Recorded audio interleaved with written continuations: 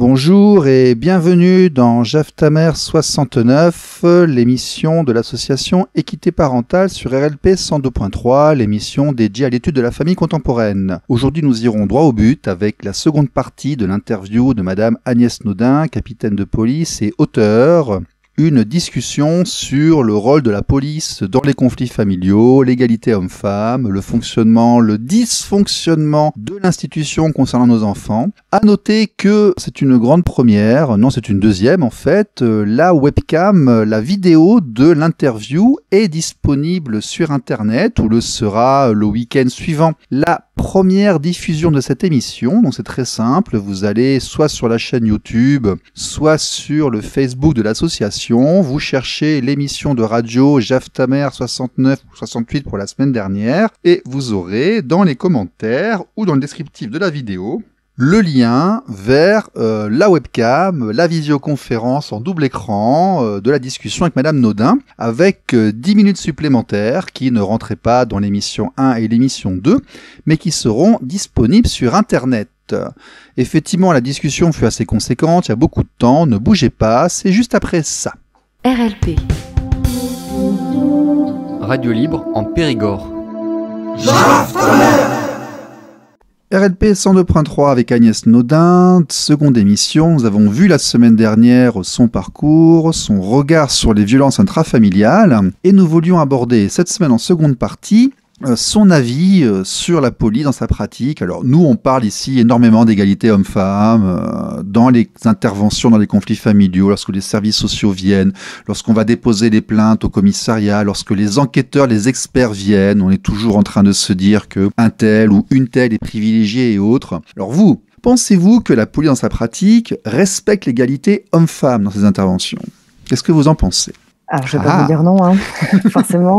Je vais pas vous dire non, elle le respecte pas parce que je pense pas qu'on traite différemment les hommes des femmes dans les conflits parentaux.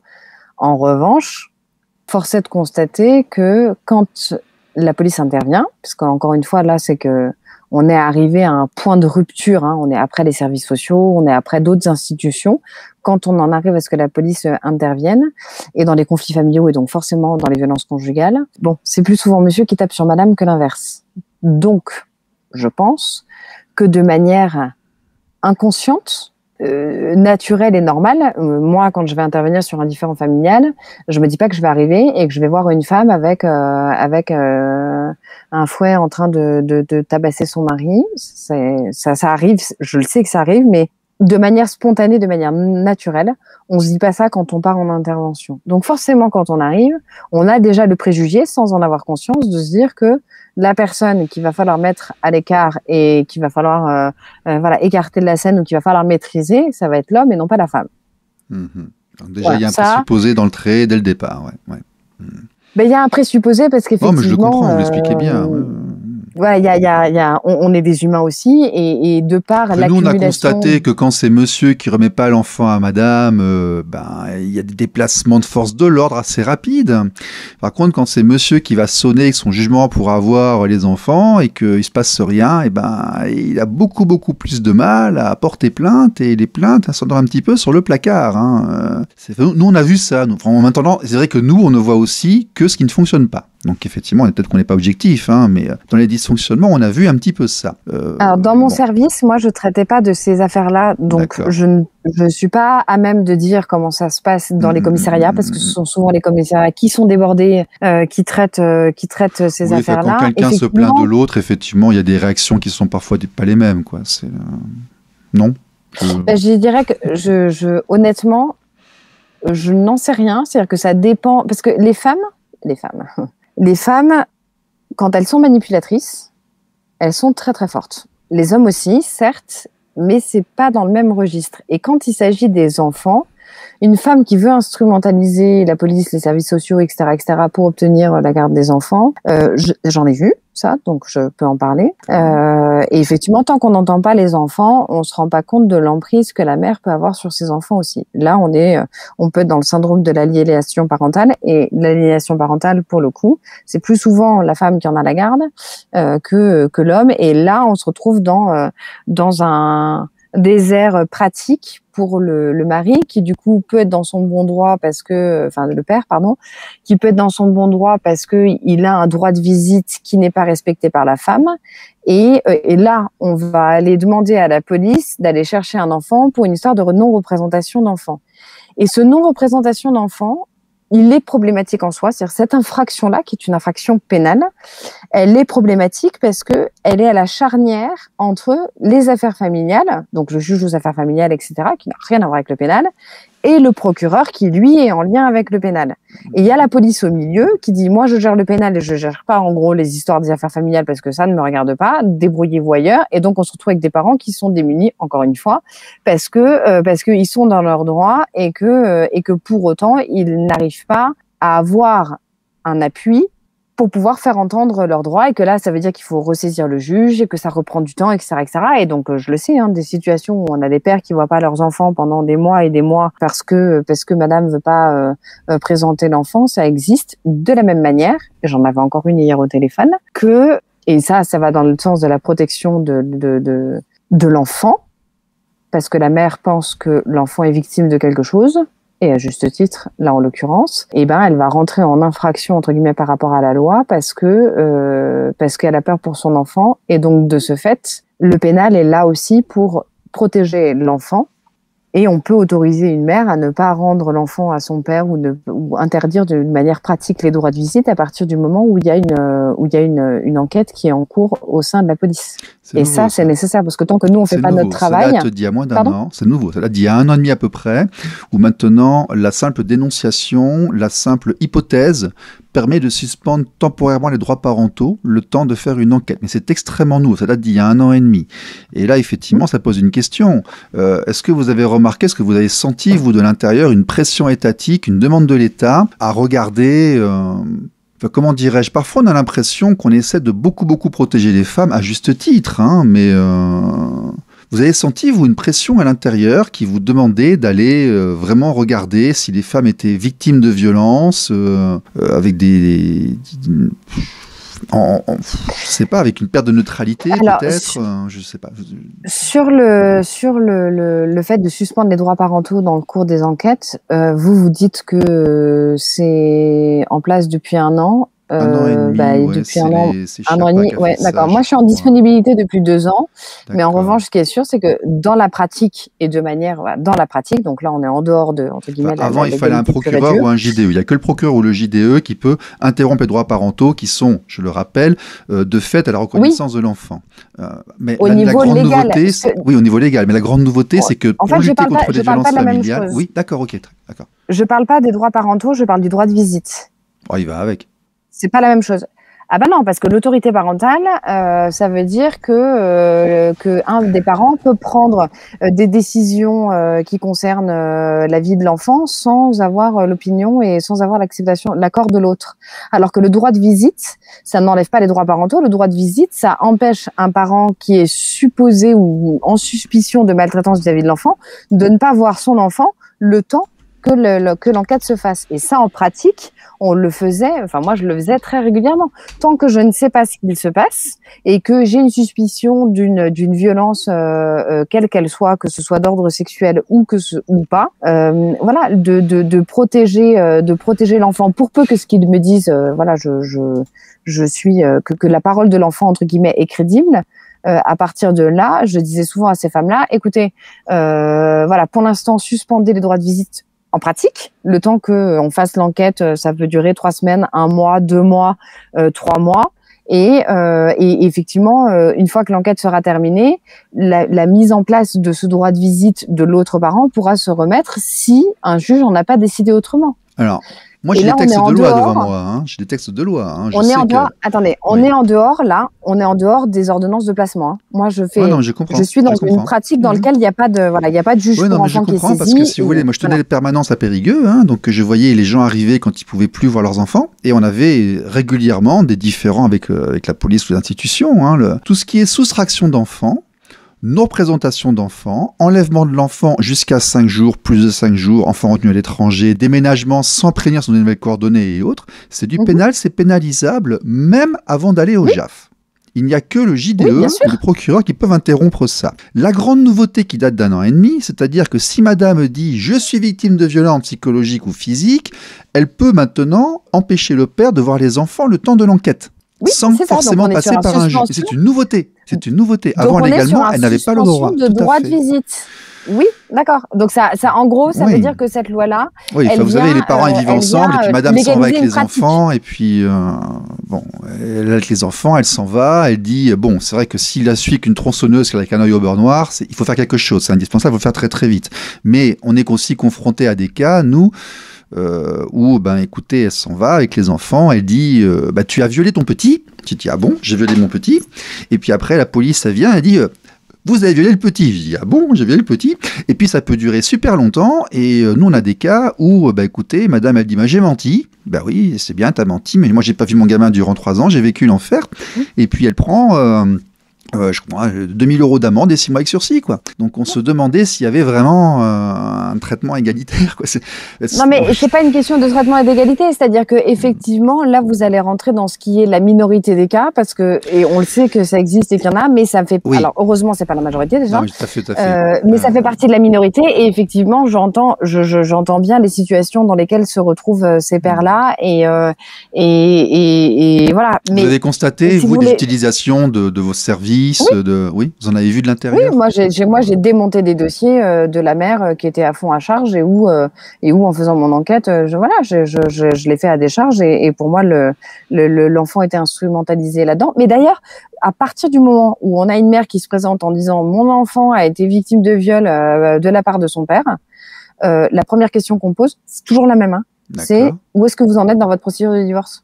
Qu'est-ce qui se passe ? Comprendre le contexte dans lequel on est, parce que on sait que ça fait partie des choses qui sont de l'ordre du possible. Et de la même manière, et c'est là où c'est hyper schizophrénien pour nous, c'est que ça on le sait, mais de l'autre côté, on sait aussi que qu'il y a des femmes qui sont souvent victimes de violences depuis des années, qui n'arrivent pas à s'en sortir, et que le jour où elles passent la porte du commissariat, c'est déjà très courageux, et que sans parler de celles qui travaillent pas, enfin là après on rentre dans un système de dépendance qui favorise beaucoup la violence, et que ces femmes-là, si on les protège pas, après c'est les enfants qui en pâtissent. Oui. Et etc.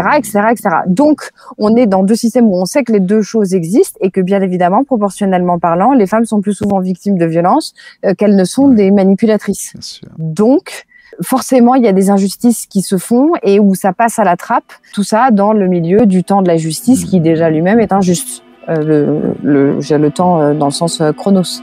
Voilà. Pas évident tout ça, c'est difficile. Hein. Je pense que vous avez une position qui est extrêmement compliquée. Je pense que vous n'avez pas forcément vu le meilleur de l'humanité là durant ces années-là. Et effectivement, lorsqu'on commence à rentrer dans ces problématiques, ça ne doit pas être facile tous les jours. Et c'est sans fin. Pass me that lovely little gun, my dear, my darling one. The cleaners are coming one by one. You don't even wanna let them start.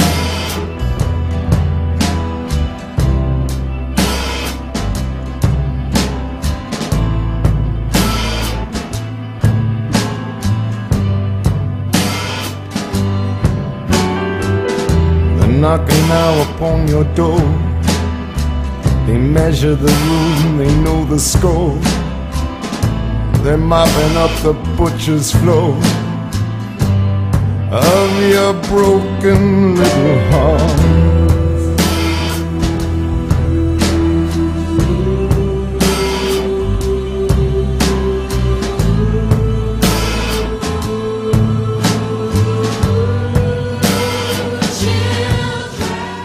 Agnès Naudin, c'est bien parce qu'on a pu commencer à creuser et puis à discuter un petit peu. Moi, j'aime bien lorsque, au bout d'un certain temps, on commence vraiment à aller chercher les petites choses et autres. Mais là, effectivement, à votre avis, vous, est-ce que ça marche bien tout ça ? Est-ce que la protection de l'enfance, la protection des femmes, le travail de services sociaux, etc., est-ce que ça fonctionne bien ? Bah non, sinon j'aurais pas écrit 3 livres. Voilà. Je tends une perche, en fait, là, allez-y. Donc non, ça fonctionne pas bien. Maintenant, ça fonctionne, je pense, aussi bien qu'on peut avec les moyens qui sont donnés pour cette problématique-là. J'ai rencontré dans mon parcours beaucoup de professionnels en lien avec ces situations là, que ce soit dans l'éducation nationale, que ce soit dans la PJJ au niveau de la justice, que ce soit les éducateurs dans les foyers, qui sont autant de gens qui sont volontaires, qui sont passionnés, qui sont vraiment rentrés dans ces métiers-là parce qu'ils avaient envie d'aider les autres, et etc., et qui au bout d'un moment se trouvent démunis, même pas par rapport aux moyens qu'on leur donne, parce qu'on sait très bien que la décrépitude du service public, de la manière dont elle est organisée, on n'a pas de moyens, mais souvent se trouvent confrontés face à une chose qu'ils n'envisageaient pas quand ils sont rentrés, parce que ça, on sait qu'on manque de moyens, mais c'est l'incohérence souvent entre ce qui est dit, la loi, ce qu'elle demande, ce qu'elle prescrit, les moyens qu'on y met, et puis tout ce qu'on voit autour. C'est-à-dire qu'on se retrouve en 2008 avec une crise des subprimes, et là, on est capable de dépenser des milliards pour des banques et pour le service privé. Et quand on se retrouve avec, je sais pas combien de milliers d'enfants qui sont dans d'autres problématiques,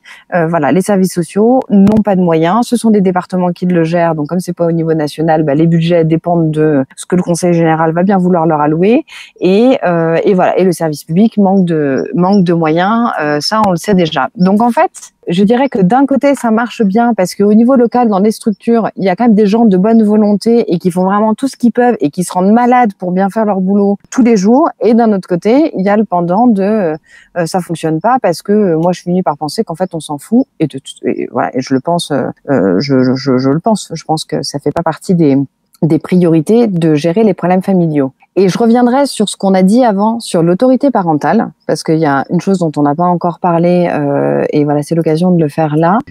Souvent, quand on dit dans un conflit parental, qui garde l'autorité pour pouvoir décider du bien-être de l'enfant. Et alors là, en pleine période de vaccination, on a un truc extraordinaire qui vient d'arriver, c'est que il y a une loi qui est venue nous expliquer que finalement, en fait, les deux parents, c'est compliqué parce que s'ils n'arrivent pas à se mettre d'accord et s'ils vont pas dans notre sens, on va autoriser un parent absolument, un seul, à prendre une décision pour le vacciner, pour vacciner son enfant. Et ça, c'est avant 16 ans, parce qu'à partir de 16 ans, il est assez grand pour dire tout seul, le petit. Pour dire tout seul, voilà. Donc, c'est-à-dire que au-delà de, on s'en fout des conflits familiaux, c'est que là, on est même en train de rajouter des conflits familiaux par-dessus parce qu'on est en train de diviser les gens à l'intérieur de la famille sur cette question de la vaccination obligatoire. Donc en fait, plus ça va, et plus je me dis que c'est même pas on s'en fout, c'est qu'en fait c'est comme si tout était programmé pour que on soit dans l'éclatement complet de la famille et de la structure familiale telle qu'on l'a toujours vécu entre guillemets jusqu'ici, de un père, une mère, des enfants et voilà. Alors le système est hyper judéo-chrétien, je dis pas que c'est le meilleur, mais en tout cas c'est celui que notre société a connu jusqu'ici. Oui, et où aujourd'hui j'ai un peu voyagé, puis j'ai interrogé des experts de différentes cultures aussi dans cette antenne. Je vous assure que le schéma papa, maman, enfant, c'est le même en Asie, en Afrique, en Amérique du Sud et en Europe. Alors après, c'est pas à moi de décider c'est pas à moi de, si vous voulez, je pense qu'aujourd'hui, on n'a pas assez de recul pour dire quand un enfant a deux papas ou deux mamans, ça fonctionne pas bien. C'est pas, voilà, tout ça, on a, pour moi, non, je parlais pas de ça, je parlais pas de ça. Pour moi, aux parentaux, on a fait une émission aussi là-dessus. Ils ont un problème de reconnaissance de droit. Et lorsqu'ils se séparent, ils ont encore plus de problèmes que nous parce que, ayant des soucis de reconnaissance de droit, l'accès aux enfants est encore plus compliqué après la séparation qu'en famille traditionnelle. Donc, il y aura une convergence à terme dans l'évolution de la famille. Non, c'est pas là-dessus qu'on est.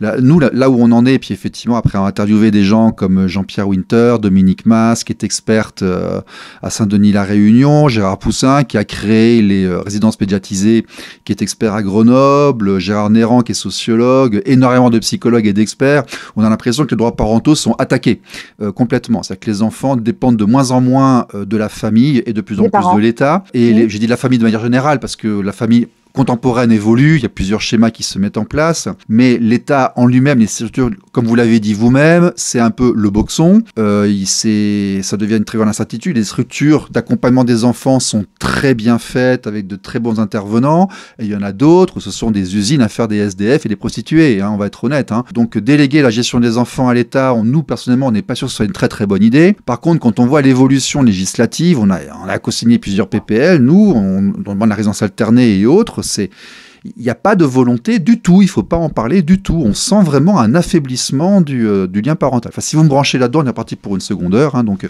c'est pas forcément là-dessus qu'il faut aller. Oui, mais en même temps, c'est de ces questions-là que découle à un moment donné ce qui se passe dans les services de police. Évidemment, tout à fait. Parce que c'est l'instrumentalisation de ces lois-là qui vont servir à engrainer toujours plus le conflit, la division, la violence, etc.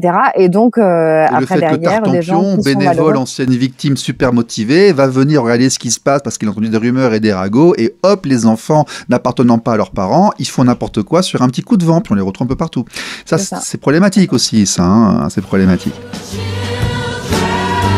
Forgive us now for what we done. Started out as a bit of fun.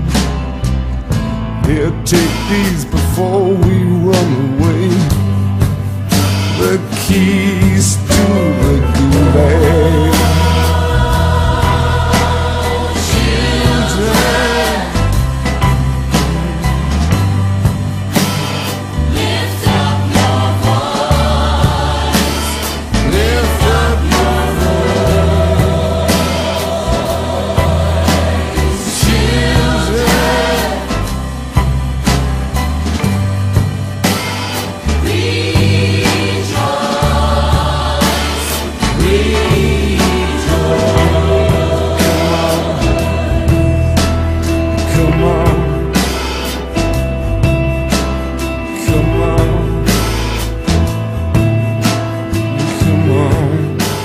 Alors, dites-moi, pour l'année 2020, on a signalé aux forces de police et de gendarmerie 41 106 disparitions de mineurs, 987 disparitions inquiétantes, à peu près 40 000 fugues, 532 enlèvements parentaux.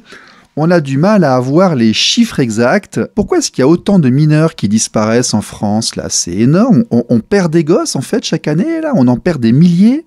Alors, sur les 47 000 mineurs qui disparaissent chaque année, le plus gros morceau, c'est ce que vous avez dit, c'est les fugues de mineurs.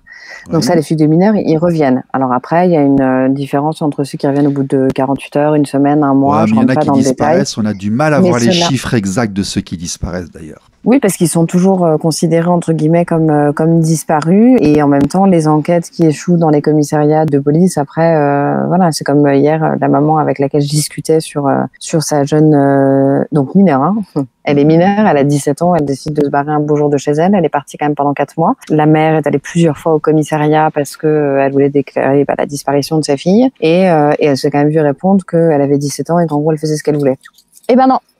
Elle est mineure. Jusqu'ici, minorité, c'est en dessous de 18 ans. Donc, si on a une mineure de 17 ans qui décide de fuguer et qui se bat, eh ben, il faut quand même la chercher. Et le problème, c'est qu'on en a tellement qui le font et qui fuguent tellement et qui reviennent au bout de 48 heures que dans une pratique policière, parce que c'est plus souvent dans les villes qu'à la campagne, effectivement, on a tendance à moins chercher les mineurs qui ont entre 16 et 18 ans, mais qui sont donc la majorité des chiffres là que vous énoncez. Sur les disparitions inquiétantes à proprement parler, c'est-à-dire le moins 2000, effectivement, on finit par les retrouver, et là-dedans, je sais pas s'ils font la différence entre les non-représentations d'enfants et les disparitions inquiétantes, parce que de toute façon, les statistiques du ministère de l'Intérieur ne sont que les statistiques du ministère de l'Intérieur. D'accord ? Quand je vois que hier, pendant la manifestation, il y avait 160 000 personnes qui manifestaient contre le pass. Bon, moi, quand je regarde la télé, je me dis, il y a peut-être un problème au niveau du voilà. Peut-être que le ministère de l'Intérieur, ils savent pas compter. En revanche, sommes en état d'urgence. Les médias font ce qu'on leur demande, c'est l'état d'urgence. Instrumentation politique, si vous voulez. Mais dans la manière de rentrer les chiffres, et ça, je l'ai vécu pendant 10 ans, les statistiques du ministère de l'Intérieur, ou la manière de rentrer, ou qu'est-ce qu'on met derrière une obligation de quitter le territoire, ou qu'est-ce qu'on met derrière une disparition inquiétante, qu'est-ce qu'on met derrière une non-représentation d'enfants. C'est-à-dire qu'on nous met dans des cases dans lesquelles on doit cocher, ça ressemble plus à ça, alors on va le mettre ici, ça ressemble plus à ça, on va le mettre là. Les procédures dans les commissariats, généralement, là j'avais encore une fonctionnaire de police il y a pas 2 semaines qui m'expliquait comment ça se passait dans son commissariat. Elle est arrivée, elle était titulaire à peine 4 mois, donc une gardienne de la paix elle était ADS. Allez, on va dire 5 ans de police entre guillemets derrière elle. Elle venait d'arriver en brigade locale de protection de la famille.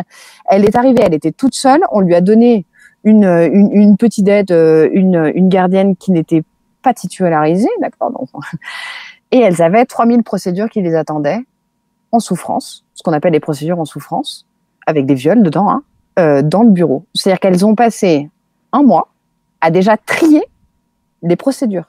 Donc, dans les 40 000 disparitions qu'il peut y avoir, ou dans les 40 000 disparitions inquiétantes qu'il peut y avoir, c'est autant de disparitions qui ont été déclarées, mais de procédures qui ne sont pas fermées. Donc, rassurez-vous, déjà, il n'y a pas 40 000 enfants qui disparaissent par an. Ça, c'est la bonne nouvelle.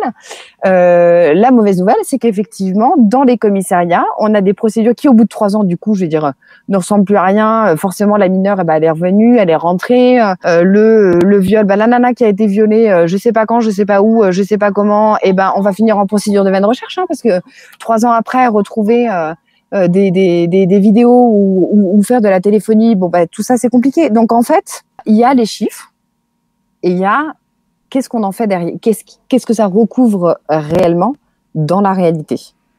Et là, il y a un océan. Moi, j'ai parlé à la Fondation Argus, qui cherche les pédophiles sur Internet. J'ai parlé à la porte-parole d'Innocence en danger, à Pierre Jovanovic, la Fondation pour l'affaire Epstein et autres.